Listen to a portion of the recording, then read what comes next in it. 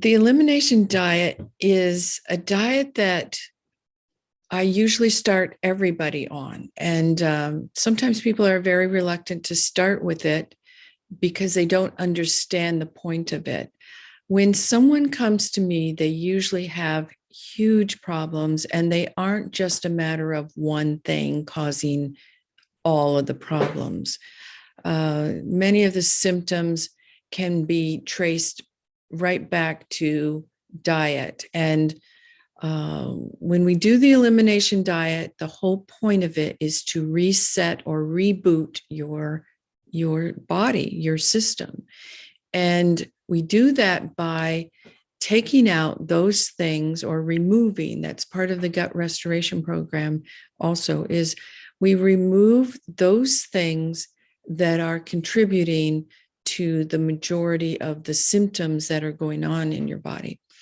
And so what that means is that we choose the things that are most likely to be giving those symptoms. And we have an array of probably 7 different categories of foods that do this.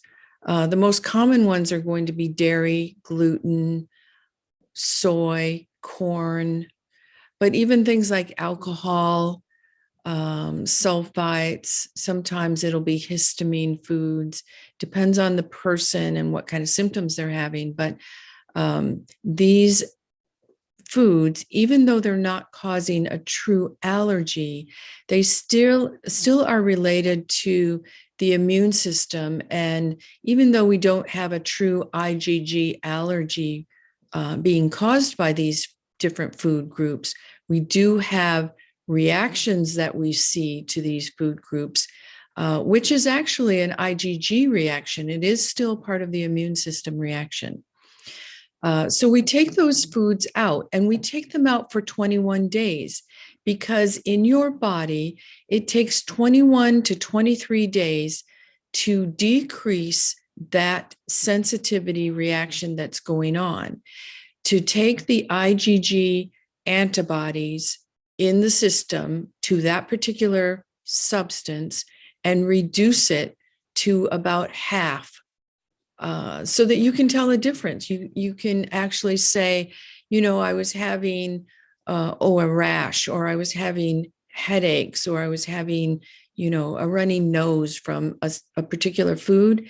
And once we reduce that IgG antibody down to at least half, then the person can tell they no longer have the symptom related to that particular food group.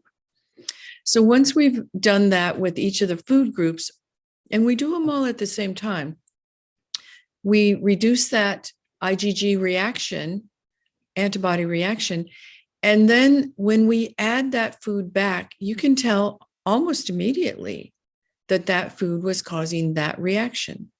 So for example, if it was milk and we add back the milk, and maybe the person was having diarrhea from it, they'll have the diarrhea within probably 24 hours of the time they take in that milk product again.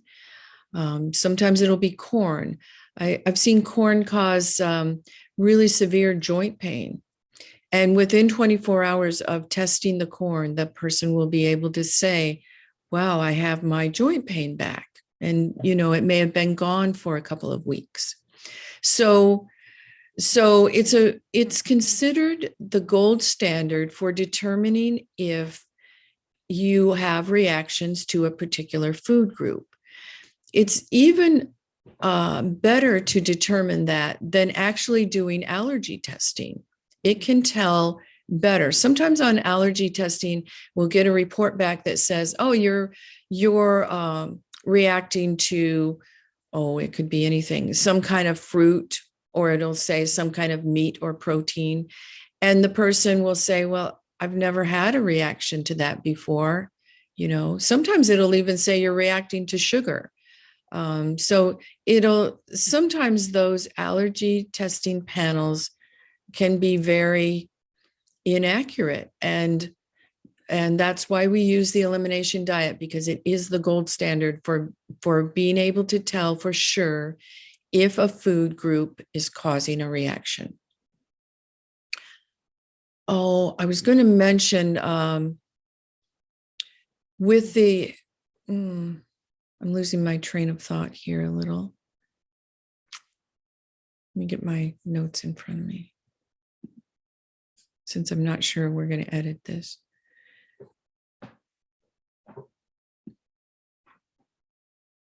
All right. Usually when we get to, oh, I know what I wanted to say. So with the elimination diet, I'm a little concerned that they call it an elimination diet because it sounds like it's really restrictive. When you look at the food plan, what you'll find is that it's not restrictive at all. It restricts certain food groups, but there's a lot of foods that are really good on this plan.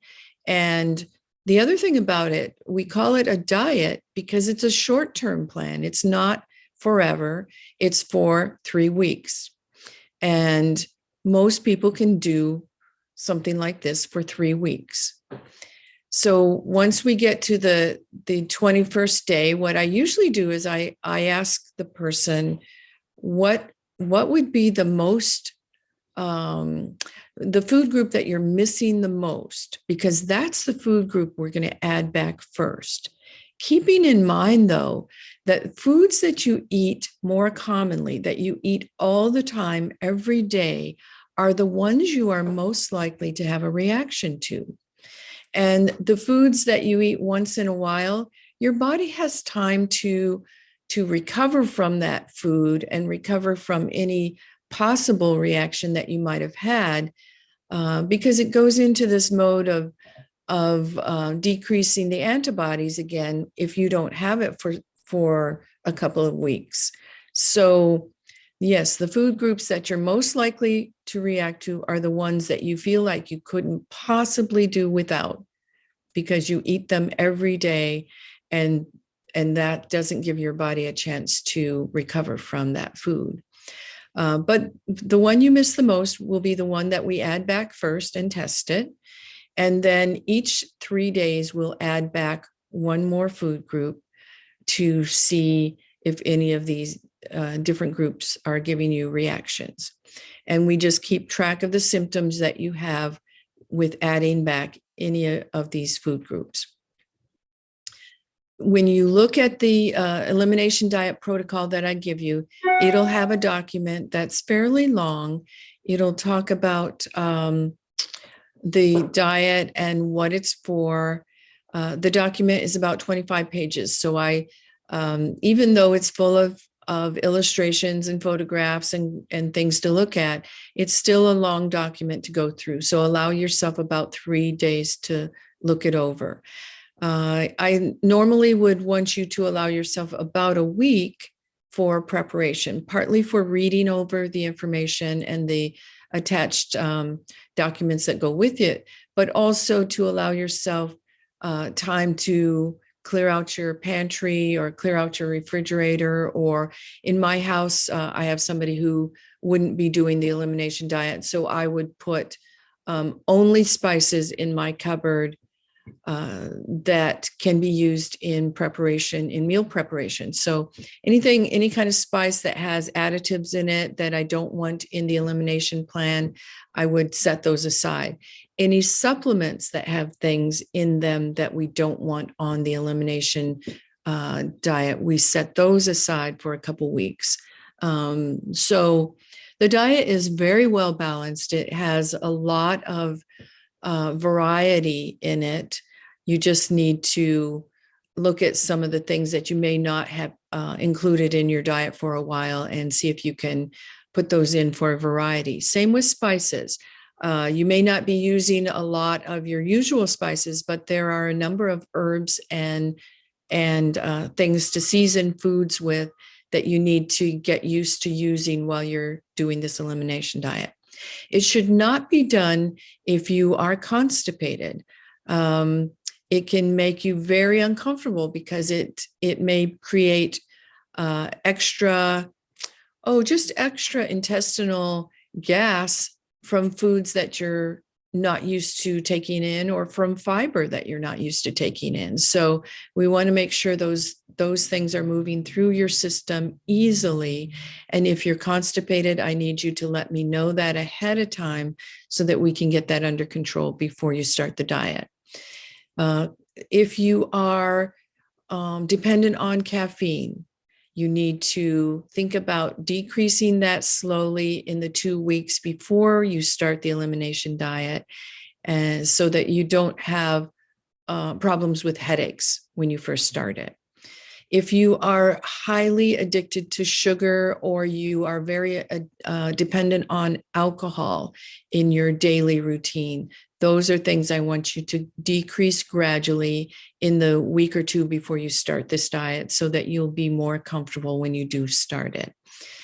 When you start the program, I want you to let me know what your starting date is, because we will want to follow up with you within that first 7 to 10 days. That's usually when people have problems with headaches because they are still caffeine dependent or maybe sugar dependent. That's when people have problems with constipation if we don't have that under control. So we want to make sure that we follow up with you in that first 7 to 10 days, somewhere in there, to see how you're doing.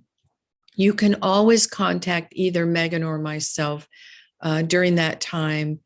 Megan is my health and nutrition coach, and you can contact us if you have problems with any of these things or questions, and we'll troubleshoot it with you. The second time we need to do the follow-up is around the 21st day, because we want to have a plan for what you're going to add back in.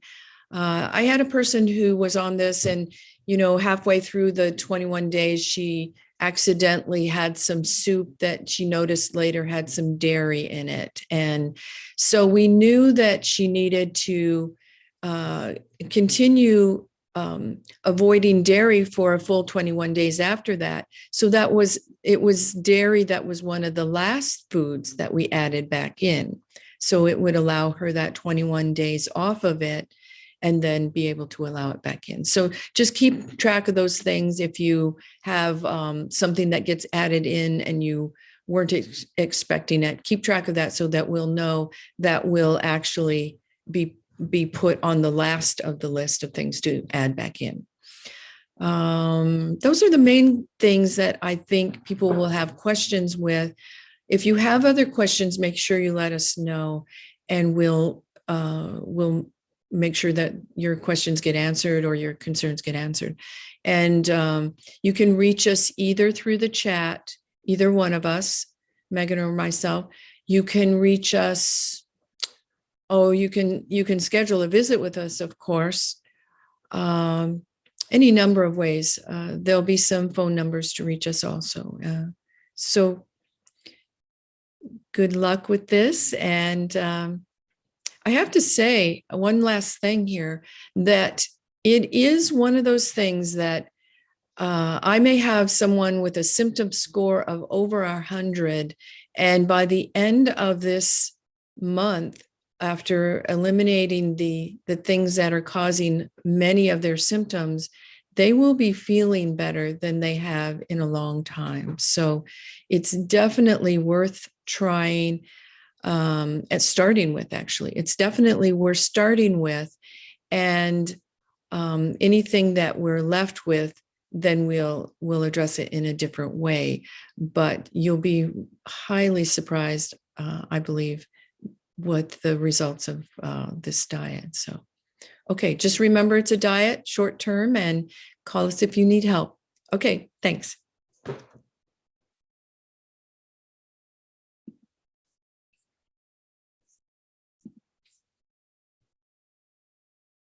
You know what?